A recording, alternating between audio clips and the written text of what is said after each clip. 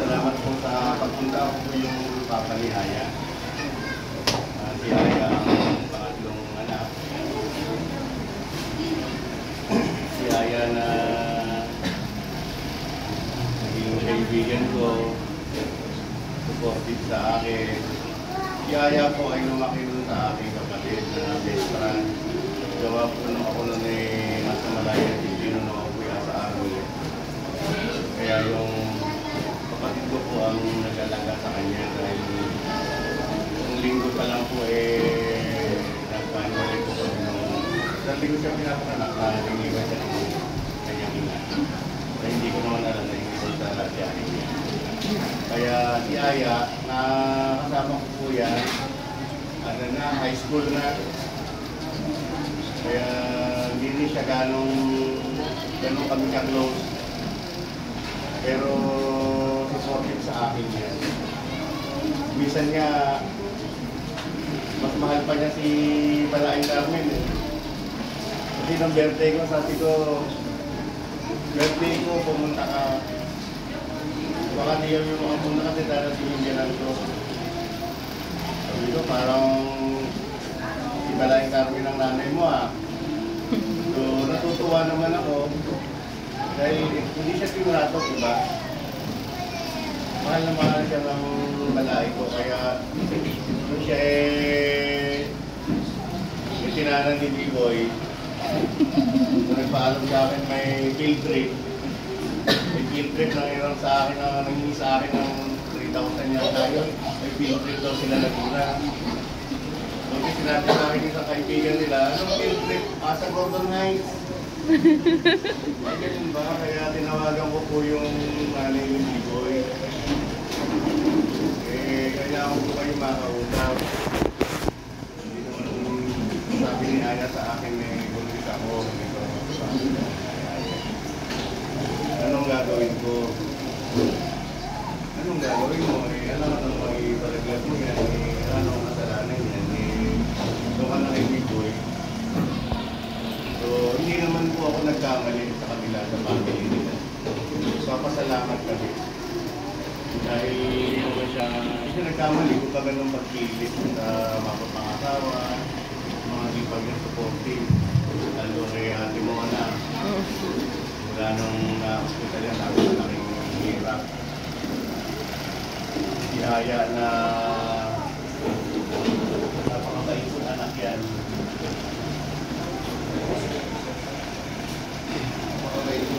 Mahal na mahal namin ito sa Mabini, si Aya. Kaya nagtaka ako nung nagpagupit siya ng ganyan. Sabi ko, bakit nagpagupit ka?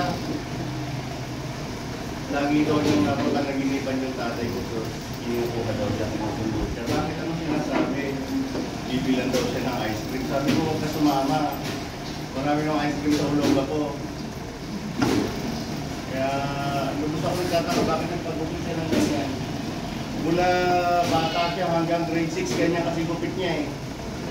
Hindi nagpapahaba ng buhok. Kaya sabi ko, siguro meron ng patuturuan. May 20, naka-duty po ako. Dumaan po ako sa San Roque Chapel. Sa Adorasyon Chapel. Sabi ko, Lord, kung kukunin mo yung anak ko, ay kunin mo na kasi nakakita ko yung pag-hihirap. Bawat hawakan namin ay masakit. Nakakapang on way kung nagpapatrol ako sa Binigsikan Malaya at UB. Tumawag sa akin si B-Boy. Kailangan ko dito, may dito mahal kang waiver. So dali-dali po ako sumubaba, galing UB. Sinamahan ko lang po sila, hindi na ako nag-UB that time. Kitang-kita po namin yan si Ate Kay, Ate Mona, si B-Boy. Kitang-kita po namin yung lumalaban siya. Lalaban talaga siya eh. Kasi ang bilin sa amin, lalaban siya. Kaya lang, hindi na kaya ng katawan niya. Pag yung katawan niya, kari-revive ako. Hindi niya na talaga kaya kinaya. Napakabait na anak ni Aya. Kaya ako, lubos na nagpapasalamat sa kanila, sa Alcantara family. Kaya sabi ko, wala akong may tutulong talaga financially maliban sa mga kaibigan kong nagpapadala sa akin. Napakaswerte niya, may balay ko, may ipag na ganyan, may ipag siya. Sabi sa akin, malay, may mga niya, tulong-tulungan na lang natin.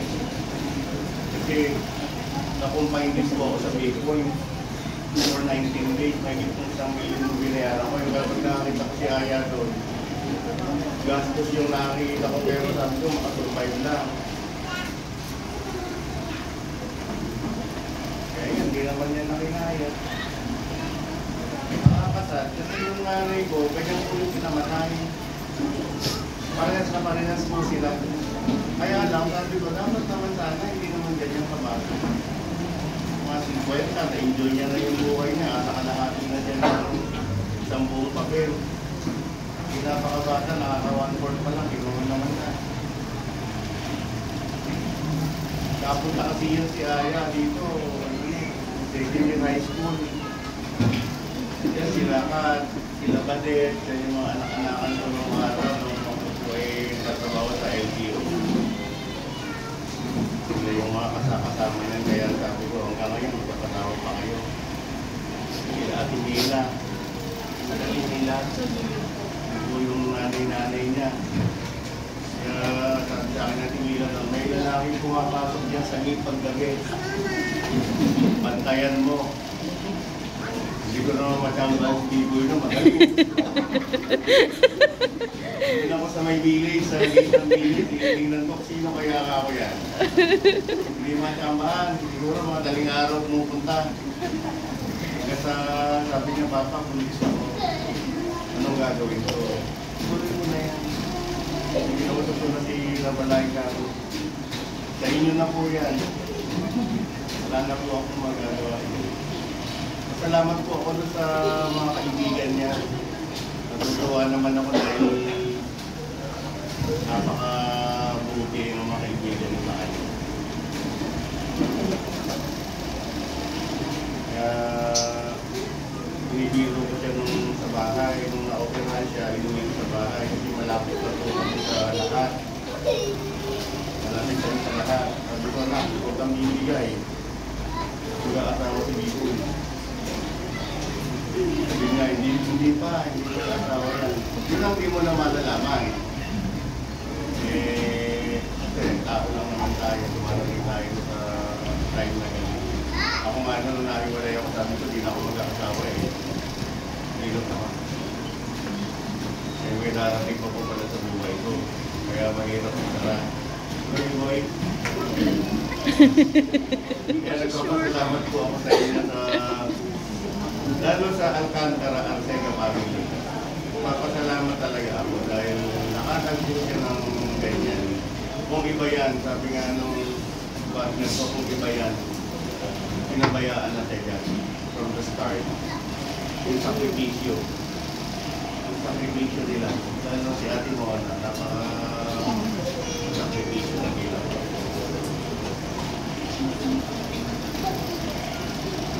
Yun lang po at marami pong salamat.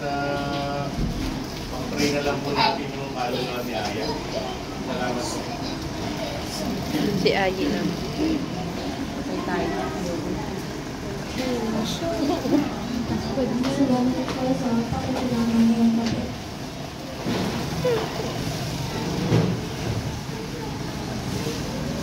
Si Mama po kaso.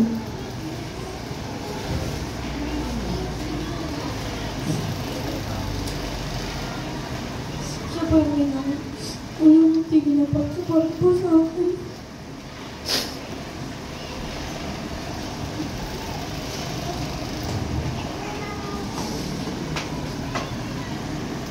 Kapag nagpaglabat po ako, siya lang po yung sinasabihin ko.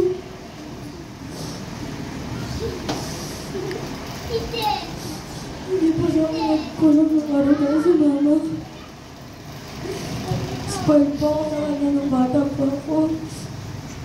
Hindi na po ako pinasure kahit kailan. Never na rin po ako kailan para sa mga pinsan ko po. Kahit kanina po. Lagi na lang po sa akin sinasabi na kahit di ka naman pasok sa honors, pasado naman yung grades mo.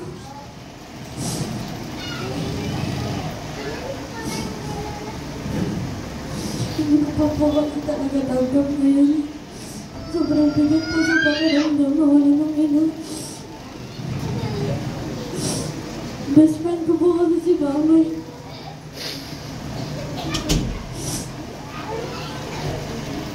Siya po yung laging umakatid po sa akin. Sa mga school ko po. Kahit di po siya makakapunta, ginagawa niya po ng paraan. Para lang po sa akin.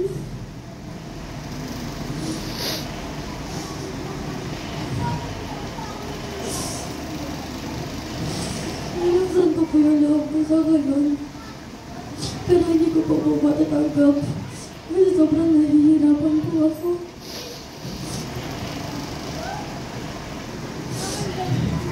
Pangalagaan ko po yung kapatid ko. At wala lang kasi kulit po yung loob ni Papa. Kasi po nung may sakit po siya, never po ako umiyak sa harap niya. Kasi po ayoko po bumita. Ayoko po ipakita sa kanya. Nanahihina po yung loob ko. Kasi po yung mawawalan po siya ng lakas na loob. Hindi po ako nagpakita sa kanya na umiiyak ako. Kasi tinatago ko po yun kasi ayoko po makita niya ako gano'n.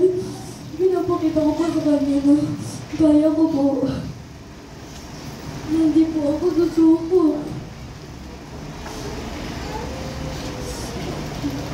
Hindi ko rin po kasi expected to eh. Tsaka po, sobrang nalulungkot po ako kasi hindi po siya makakata ng graduation ko. Si Papa po yung aatid sa akin.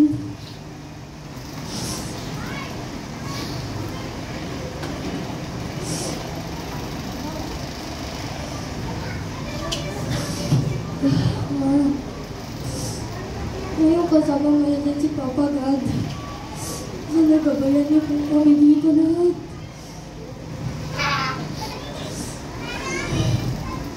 Mananatin ko po sa puso at isipan ko lagi.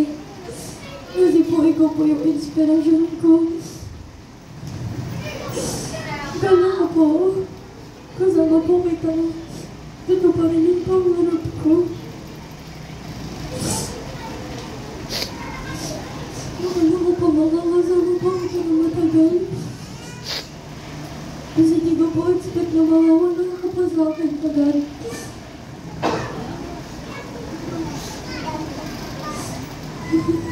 Wala na po yung nanay naman tatanong kung kamusta po yung school ko.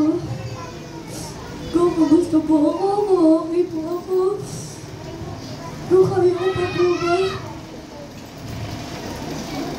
Kasi po, pag-uwi ko po galing school, lagi niya na po tinatanong sa akin kung kamusta po yung school ko, kung ayos lang po ba. Yun po talaga yung sinasabi niya sa akin.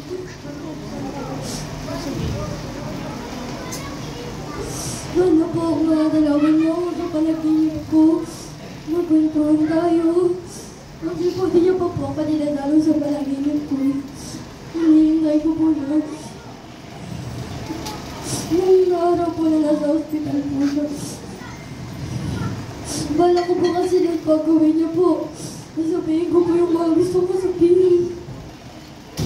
Kasi wala na po palang uuwi. Malamis ko po yun. Magtanong-tanong na po sa akin ng kamusta po ba ako? Yung pangalaw niya po sa akin. Kasi po hindi po ako nakapagpaalam sa kanya.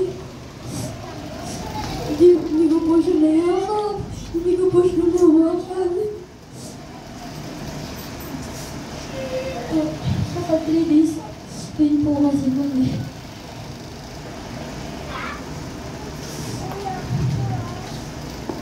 Sabi niya po kasi sa akin, Siya po yung bumakit sa akin sa graduation ko. Siya po yung magsasabi sa akin ng medals ko po. Kasi po madami po kasi akong awarding. Ngayon po, kasi po, di niya pa naabutan doon. Excited pa po ako din kasi po, ipabalita ko po sa kanya na may honor po ulit ako. Sobrang excited ko po doon. Ano, sabi po sa akin Mama Kay, wala na po si Mama. Pero sobrang nangyayala po ako ng araw na yun. Sobrang di ko po kinaya. Sobrang bigat po sa pakiramdam.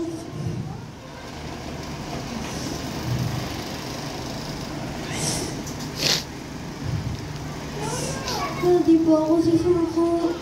Naalagaan ko po yung kapatid ko at mag-aaral ng mabuti. Pagtatapos po ako ng pag-aaral tulad po ng pangarap po sa akin.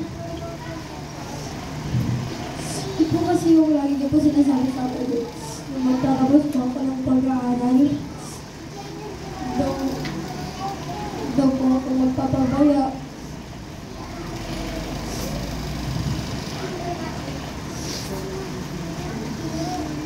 Magiging matulang po ako.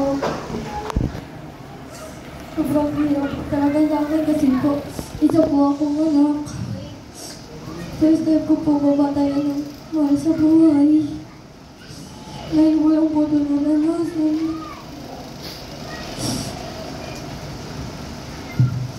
Sobrang mabibis ko pa talaga si Mama.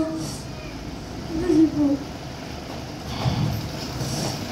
best friend ko na rin po yan eh. Siya na rin po ang mga kadamot ko sa problema ko po. Yung mga tita ko po kasi hindi ko po sila masabihan. Si Mama lang po talaga yung sinasabihan ko sa kanilang lahat.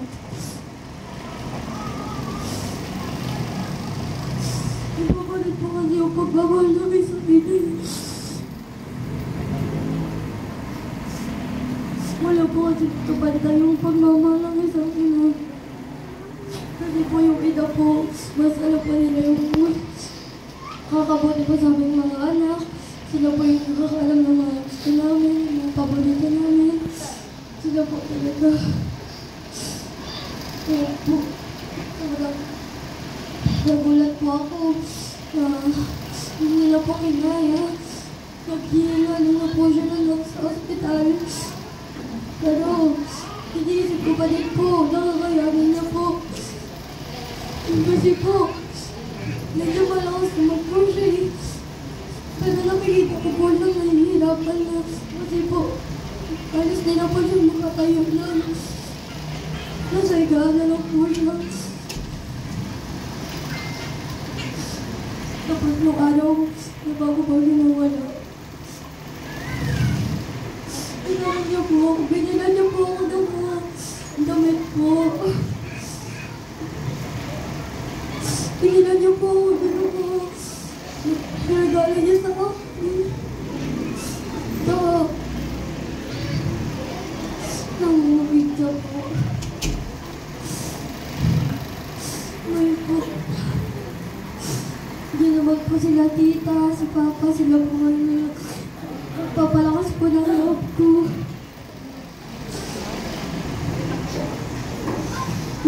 Salamat po rin sa pagpunta. Salamat po.